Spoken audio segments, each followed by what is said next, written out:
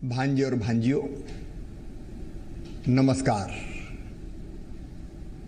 भारत के यशस्वी और युगदृष्टा प्रधानमंत्री श्रीमान नरेंद्र मोदी जी के नेतृत्व में हमारा देश कोरोना के खिलाफ लड़ाई लड़ रहा है। यह उन्हीं का दूरदर्शी नेतृत्व था कि समय रहते उन्होंने इस संकट को पहचाना, इसकी गहराई को जाना और उससे बचने की रणनीति बनाई। उनके पीछे सारा देश खड़ा हो गया।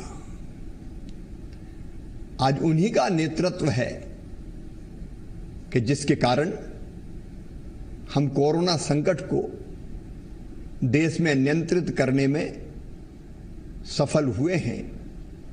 ऐसे संकट काल में मोदी जी का नेतृत्व भारत को भगवान का वरदान है। उन्हीं के मार्गदर्शन में मध्य प्रदेश में भी हमने कोरोना के संकट को काफी हद तक नियंत्रित किया है। प्रदेश में 1 अप्रैल को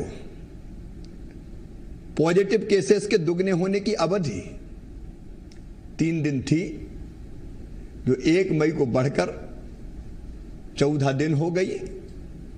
अब यह दर 17.2 दिन है और जल्दी बढ़कर हम इसको 20 दिनों तक ले आएंगे। मध्य प्रदेश में कोविड संक्रमित मरीजों के स्वस्थ होने की दर, रिकवरी रेट दिनांक 1 मई 2020 को 19.03% थी, जो दिनांक 18 मई को बढ़कर 46% से भी अधिक हो गई। लेकिन संकट अभी टला नहीं है, खतरा भी है, सावधान रहने की जरूरत है। और इसलिए मैं निवेदन कर रहा हूं, एक तरफ प्रदेश में जहां ऐसे जिले हैं जहां पॉजिटिव केसेस पहले आए, लेकिन वहां की जनता की जागरूकता ने, अनुशासन ने, प्रशासन द्वारा बनाई हुई व्यवस्थाओं का पालन किया और जिसके कारण वो 9 जिले कोरोना से पूरी तरह से मुक्त हो गए। वहीं दूसरी तरफ दूसरे उदाहरण भी हैं। एक केस आया किसी जिले में और असावधान अगर रहे तो 1 से बढ़कर 100 होने में देर नहीं लगी। इसलिए मेरे बहनों और भाइयों, सावधान रहने की आवश्यकता है। डरने की जरूरत नहीं है, घबराने की आवश्यकता नहीं है। व्यवस्थाएं सारी हमने बनाई है। आज 35,000 से ज्यादा बेड हमारे पास तैयार है। भगवान करे इसकी जरूरत ना पड़े, इनकी संख्या बढ़ा के हम 83,000 तक ले जाएंगे। लेकिन सावधान जरूर रहे मेरे प्रिय बहनों और भाइयों।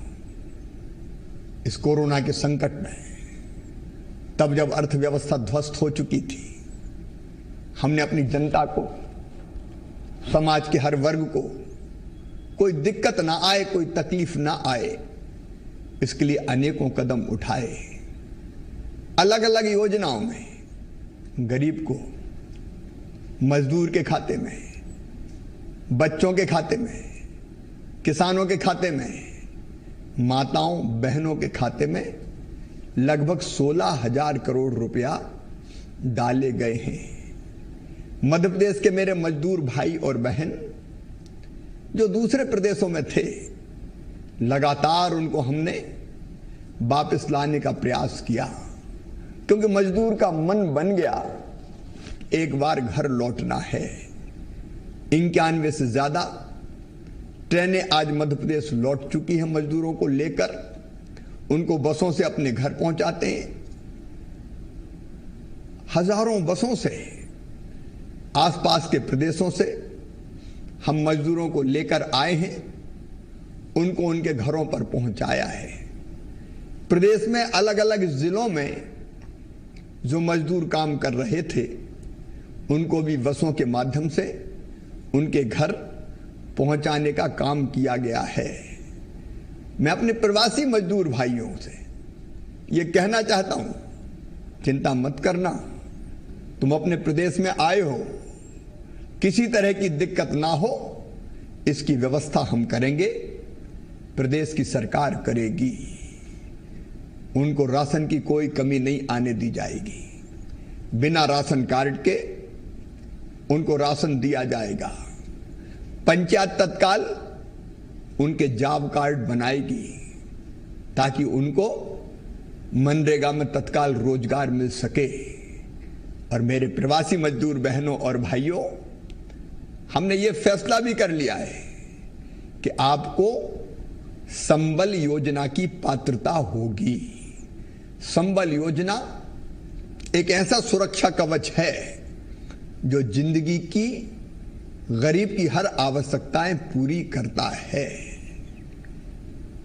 संकट का समय है, टल जाएगा, निकल जाएगा। मैं अपने बाकी भाई बहनों से भी कहना चाहता हूं, यह मत समझना कि प्रवासी मजदूर भाइयों बहनों के कारण कोरोना फैलता ही है। यह बात सच है कि कुछ पॉजिटिव केस आए, लेकिन उनको हमने क्वारंटाइन में रखा, वो स्वस्थ हो रहे हैं, वो हमारे भाई बहन हैं, उनका भी हमें पूरा ध्यान रखना है।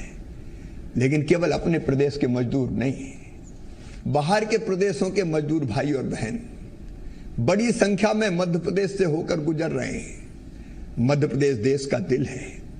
दक्षिण के राज्यों से, पश्चिम के राज्यों से बड़ी संख्या में मजदूर भाई बहन अपने अपने प्रदेशों में जा रहे हैं। अलग अलग साधनों से आए, कई तो पैदल ही निकल पड़े।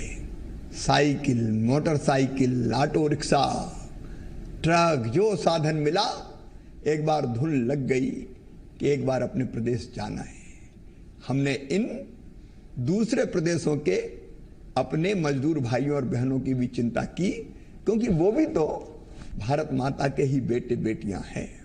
हमने तय किया कि मध्य प्रदेश में अगर कहीं से हमारे प्रवासी मजदूर और भाई और बहन प्रवेश करेंगे तो मध्य प्रदेश में उनको पैदल नहीं चलने देंगे। बसों के माध्यम से जिस प्रदेश के वो हैं, बॉर्डर के प्रदेश, उस प्रदेश की बॉर्डर तक उनको छोड़ने का काम हम करेंगे। 1000 बसें रोज इस काम में लगी है। प्रशासन ने, सरकार ने और मध्य प्रदेश की जनता ने कमाल कर दिया। भोजन की व्यवस्था, चाय की व्यवस्था, नाश्ते की व्यवस्था, पानी की व्यवस्था, अतिथियों जैसा सत्कार हमारे दूसरे प्रदेश के मजदूर बहनों और भाइयों का हमने किया है। और कई जगह तो समाज सेवियों ने उनके पांव में जूते चप्पल तक पहनाए हैं। मध्य प्रदेश की धरती से कोई भूखा नहीं जाएगा, कोई पैदल नहीं जाएगा। ये हमारा संकल्प है और आपके साथ मिलकर हम इसको पूरा करेंगे। अगर दुर्घटना कहीं हुई, बहुत दुर्भाग्यपूर्ण है। मध्य प्रदेश के भाई और बहन औरंगाबाद में ट्रेन की चपेट में आए, हमने तत्काल उनके परिवारों को 5-5 लाख रुपए की आर्थिक सहायता प्रदान की। केवल मध्य प्रदेश के नहीं, अभी कल की घटना है, मध्य प्रदेश के बड़वानी जिले के नावली ब्लॉक के गांव में पति पत्नी अपनी 4 बेटियों के साथ मोटरसाइकिल पे आ रहे थे, ट्राले की चपेट में आ गए। पिता की मृत्यु हो गई, माता की मृत्यु हो गई, 2 बहनें चली गई, केवल 2 छोटी छोटी बेटियां बची। लेकिन वो बेटियां अनाथ नहीं है, हम उनके संरक्षक हैं। हमने व्यवस्था की है कि हम 13 लाख रुपया उन दोनों बेटियों के नाम पर फिक्स डिपॉजिट करवाएंगे और 1 लाख रुपया बैंक के खाते में डाल के उनकी तात्कालिक खर्चे की व्यवस्था करवाएंगे। संकट के समय जो काम ना आए वो काय की सरकार है। बहनों और भाइयों, केवल अपने प्रदेश नहीं, बाहर के प्रदेश के भाई और बहन, भगवान ना करे उनको कोई कष्ट या तकलीफ हो, लेकिन कुछ एक्सीडेंट हुए।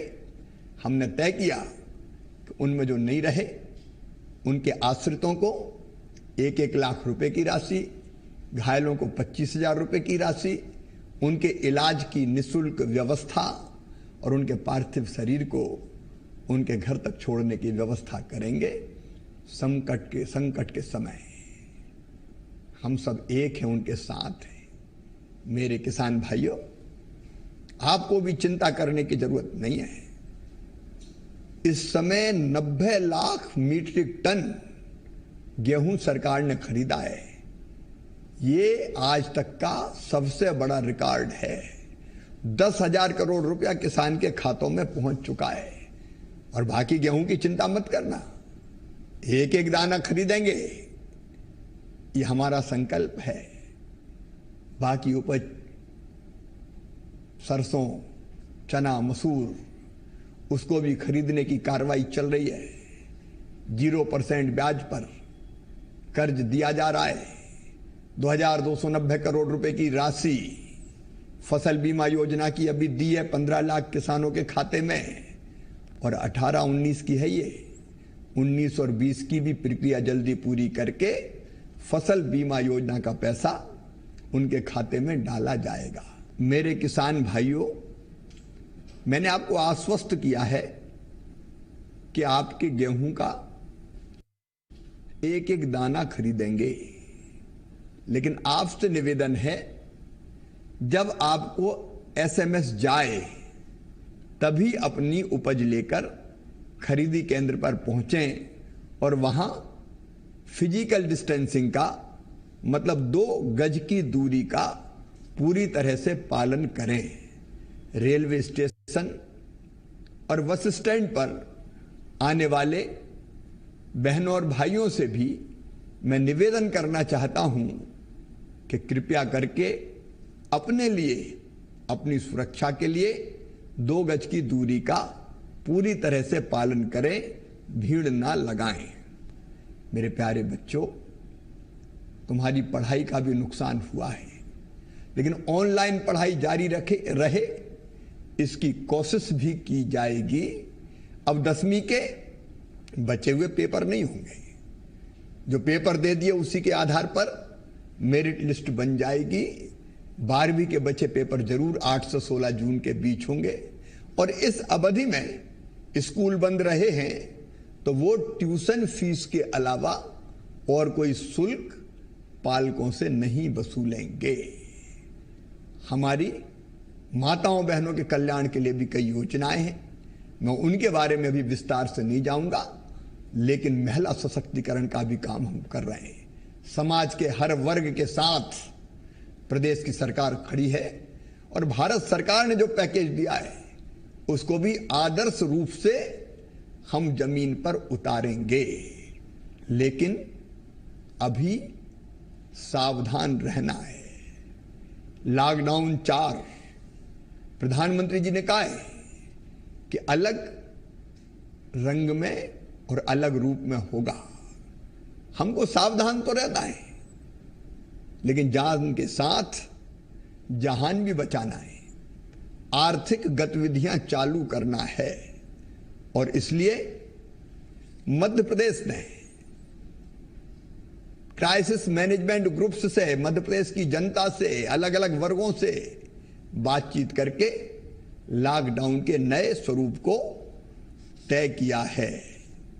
अब मध्य प्रदेश में केवल 2 जोन होंगे, एक ग्रीन और दूसरा रेड। और ग्रीन और रेड दोनों जोन में कंटेनमेंट एरिया और उससे लगा बफर एरिया होगा। अब मैं आपको इन जोन्स में कौन सी चीजें होंगी, कौन सी नहीं होंगी, उसकी जानकारी दे रहा हूं। कंटेनमेंट एरिया, कंटेनमेंट मतलब जहां पॉजिटिव प्रकरण हैं, जहां सावधानी रखने की जरूरत है, उन कंटेनमेंट एरिया में केवल अत्यावश्यक गतिविधियों की अनुमति होगी। इस जोन के भीतर आना और बाहर जाना पूरी तरह से प्रतिबंधित रहेगा। ये आपकी सुरक्षा के लिए जरूरी है। आपको घरों में रहना होगा। अत्यावश्यक वस्तुओं की सप्लाई आपके द्वार पर की जाएगी। मेडिकल इमरजेंसी की सेवाएं जारी रहेगी। कंटेनमेंट एरिया में कोई उद्योग संचालित नहीं होंगे, परंतु इनके बाहर सभी स्थानों पर उद्योग संचालित किए जा सकेंगे। दोनों जोन्स में मतलब रेड और ग्रीन गतिविधियां प्रतिबंधित रहेंगी। स्कूल, कॉलेज, कोचिंग, प्रशिक्षण संस्थान, होटल, रेस्टोरेंट, हॉस्पिटैलिटी सेवाएं, cinema hall, shopping malls, gym, swimming pool, मनोरंजन पार्क, थिएटर्स, ऑडिटोरियम, सामुदायिक कार्यक्रम, सभी प्रकार के सामाजिक, राजनीतिक, खेलकूद संबंधी, मनोरंजन, अकादमिक, सांस्कृतिक, धार्मिक आयोजन और बड़ी सभाएं प्रतिबंधित रहेंगी। सभी धार्मिक स्थल, पूजा स्थल और धार्मिक सभाएं नहीं होंगी। शाम 7 बजे से लेकर सुबह 7 बजे तक लोगों का आगमन पूरी तरह से प्रतिबंधित रहेगा। ये ग्रीन जोन में भी और रेड जोन में भी इस समय मतलब शाम 7 से सवेरे 7 तक केवल अत्यावश्यक गतिविधियों की अनुमति दी जा सकेगी। सार्वजनिक परिवहन मतलब बस सेवा अभी 1 सप्ताह तक पूरे प्रदेश में प्रतिबंधित रहेंगी। 1 सप्ताह बाद हम फिर रिव्यू करके अगला फैसला करेंगे। अब रेड जोन में जो इलाके सम्मिलित है उसको आप ध्यान से सुनिए। इंदौर और उज्जैन संपूर्ण जिले, क्योंकि यहां शहर के अलावा भी संक्रमण है। भोपाल, बुरहानपुर, जबलपुर, खंडवा तथा देवास के नगर पालिक निगम क्षेत्र, मंदसौर, नीमच, धार व कुक्षी के नगर पालिका क्षेत्र ये रेड जोन में होंगे। इनके अलावा बाकी जिले ग्रीन जोन में होंगे। आगामी आदेश तक यहां बाजार बंद रहेंगे। इसके बाद सप्ताह भर बाद समीक्षा करके फिर आगे निर्णय लिया जाएगा। रेड जोन में मोहल्लों की दुकानें, स्टैंड अलोन दुकानें, रहवासी परिसर की दुकानें तथा बाजार में स्थित आवश्यक वस्तुओं की दुकानें खुली रहेंगी। ऑनलाइन शिक्षा, मेडिकल पुलिस आवास, क्वारंटाइन सेंटर, फंसे हुए लोगों को रोकने में उपयोग किए जा रहे hotel, bus depot, railway station, airport में संचालित कैंटीन्स, ऐसे रेस्टोरेंट के किचन जिनका उपयोग भोजन की होम डिलीवरी में हो रहा है, खुले रहेंगे। स्पोर्ट्स कॉम्प्लेक्स, स्टेडियम, यहां खिलाड़ी जाएंगे, दर्शक नहीं जाएंगे। सभी प्रकार का माल परिवहन जारी रहेगा। खाली ट्रक्स भी आवाजाही कर सकेंगे। सभी स्वास्थ्य कर्मियों और सफाई कर्मियों का आवागमन जारी रहेगा। उद्योगों के लिए श्रमिकों को लाने ले जाने के लिए बसों की अनुमति दी जाएगी। शासकीय व निजी कार्यालय 50% क्षमता से संचालित होंगे, आधी क्षमता से संचालित होंगे। ग्रीन जोन में जो दोनों जोन में प्रतिबंधित गतिविधियां हैं, जिसका मैंने पहले उल्लेख किया, होटल मॉल्स वगैरह, सिनेमा हॉल वगैरह, उनको छोड़कर सभी प्रकार की गतिविधियां चालू की जाएंगी। मसलन दुकानें, बाजार, सब्जी मंडियां, निजी शासकीय कार्यालय, निजी वाहन से आवागमन, ये पूरी तरह से चालू कर दिया जाएगा। हाँ, इतना मैं जरूर कहता हूं कि यदि कोई ग्रीन जोन है, वहां पॉजिटिव केसेस बढ़ेंगे तो वो रेड जोन में आ जाएगा। और इसलिए ग्रीन जोन में आने वाले सभी बहनों और भाइयों से मेरी प्रार्थना है कि अपना जिला, अपना शहर ग्रीन जोन में बना रहे, इसलिए सावधानियां जरूर बरतें। दोनों जोन में हमारे बुजुर्ग जिनकी उम्र 65 साल से ज्यादा हो, बे भाई बहन जिनको कई तरह की गंभीर बीमारियां हैं, गर्भवती बहनें और 10 साल से कम उम्र के बच्चे, उनको घर में रहना ही उनकी जीवन के लिए आवश्यक है। मैं फिर एक बार निवेदन करना चाहता हूं कि ग्रीन जोन में भी जहां आवागमन चालू होगा या बाकी स्थान पर जहां अनुमति है जाने की, सार्वजनिक स्थानों और कार्यस्थल पर फेस कवर, मास्क, चाहे वो रुमाल का हो, चाहे वो आपके अंगोछे का हो, उसको पहनना आवश्यक होगा। सार्वजनिक स्थानों और कार्यस्थल पर अगर किसी ने थूका तो जुर्माना किया जाएगा। सार्वजनिक स्थानों और परिवहन के दौरान फिजिकल डिस्टेंसिंग, मतलब 2 गज की दूरी का पालन करना अनिवार्य होगा। विवाह समारोह नहीं होंगे, लेकिन विवाह में होंगे अधिकतम 50 लोग दोनों पक्ष के शामिल हो सकेंगे। अंतिम संस्कार में अधिकतम 20 लोग शामिल हो सकेंगे।